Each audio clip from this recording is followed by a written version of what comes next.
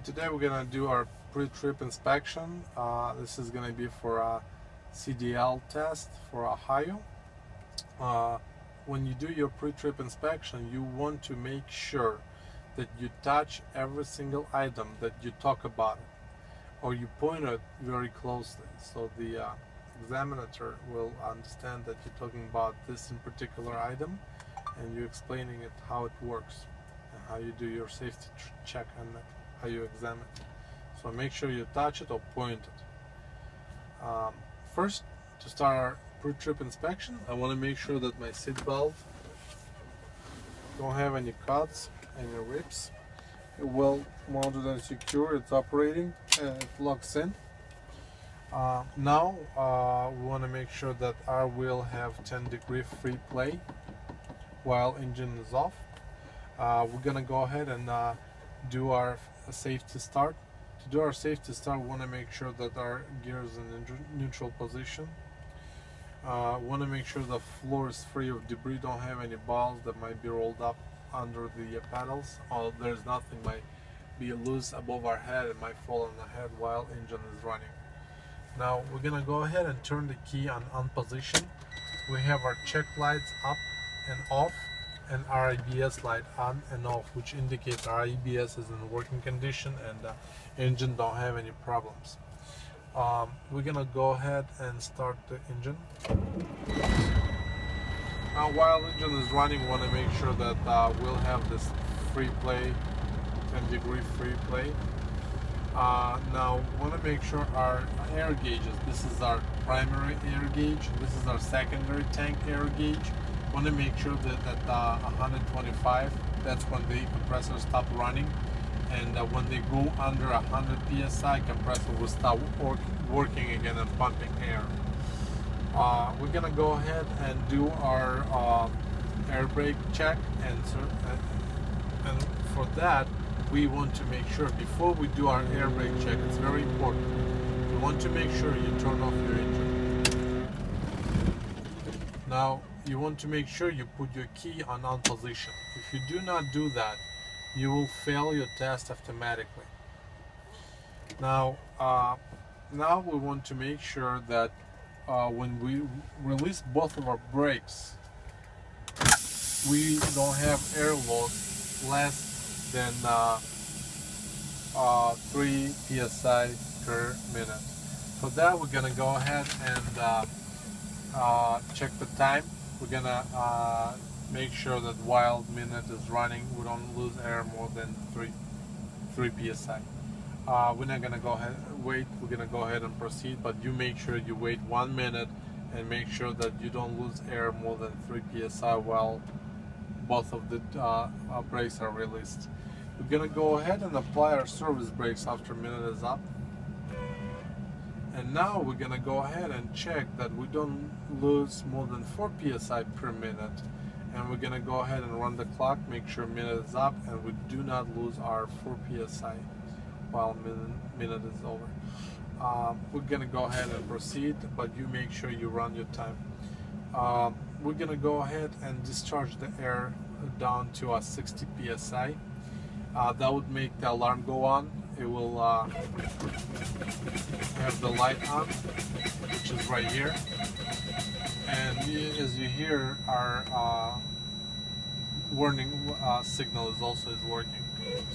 Now we're gonna go ahead and discharge the air to under 30-40 psi to make sure our valves, brakes are pop out, and our spring brakes will kick in and hold the truck and trailer.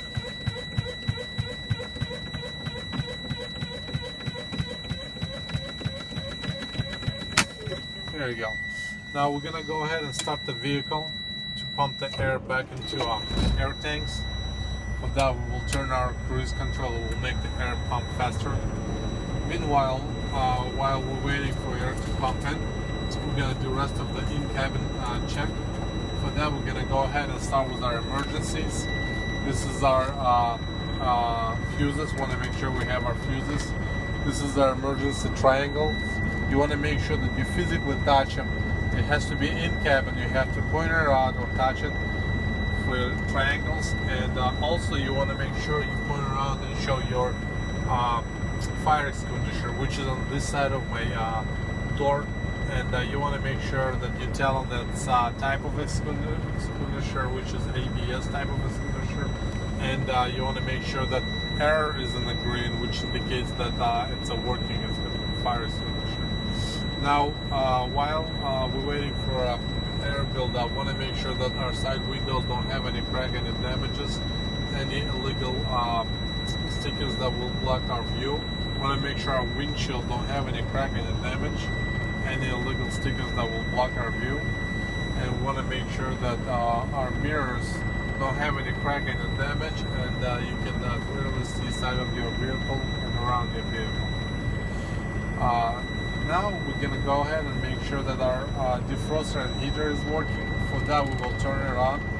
We'll turn it to a heater, all the way up to the heater. We want to make sure that we have warm air running, and I want to make sure our heater is working also. So this is defroster running, this is heater running.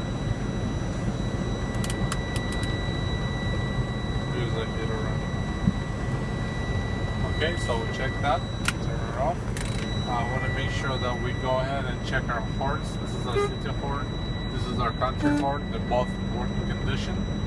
I want to go ahead and make sure that our temperature gauge climb up slowly while the engine is running, and it does not exceed more than 200 Fahrenheit. This is our oil gauge pressure. I want to make sure the oil pressure is between 40 and 60 psi. This is our air tank, primary air tank, which is right now at 100 psi, and this is our secondary tank, which is running close to 100 psi. It's about 90 psi. This is our fuel. We want to make sure we have our fuel. This is our volt gauge. We want to make sure the volt gauge is between 12 and 14 volts. And it's working condition. Our RPM and speedometer are also in the working condition. Want to make sure our headlights are working. Our dash had lit up. Our headlights will go on as well. Want to make sure that our turn signals are working. This is our right turn signal. Make sure you touch it and show it to him. This is our left turn signal. Make sure you touch it and show it to him. This is our emergencies. Make sure you touch and show it to him that they are working. This is our high beams.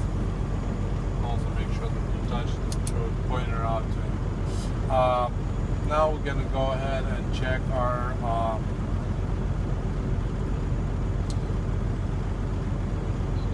what are we missing? Wipers. We make sure our wipers are working. We got to make sure that we have our water running for them. There you go. And they're in working condition, well operating. Now we're going to go ahead and test our brakes. We will start with our trailer brake. For that, we will release our tractor brakes, and we're going to put our on the drive, and we're going to pull gently against the brakes, and that holds up the truck. Now we're going to release our trailer brakes, and we're going to get our parking brakes on for the tractor, and we're going to gently push against them. Make sure they're holding. Okay, release both of them, and we're going to drive up a few feet and check our service brakes, which are also working. Now, this is how we do our in-cabin PTI check. Now, before you go outside, make sure you leave your headlights on. Make sure you turn your high beams on, turn off your engine, leave it on the on position. Okay, so your high beams on and also your emergency lights on. This will allow you to check your emergency high beams and headlights while you're doing the rest of the PTI outside of your truck.